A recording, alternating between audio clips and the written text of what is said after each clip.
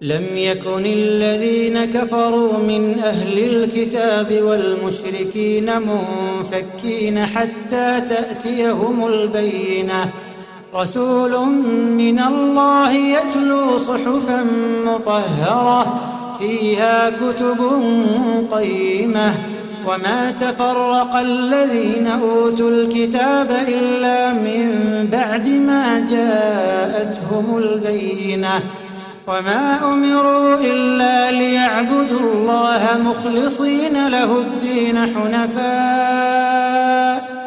حنفاء ويقيموا الصلاة ويؤتوا الزكاة وذلك دين القيمة إن الذين كفروا من أهل الكتاب والمشركين في نار جهنم إن الذين كفروا من أهل الكتاب والمشركين في نار جهنم خالدين فيها أولئك هم شر البرية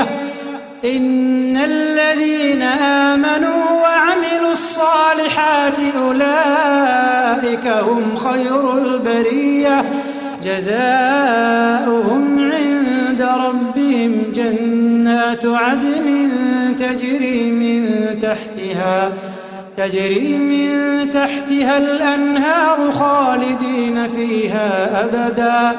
رضي الله عنهم ورضوا عنه ذلك لمن خشي ربه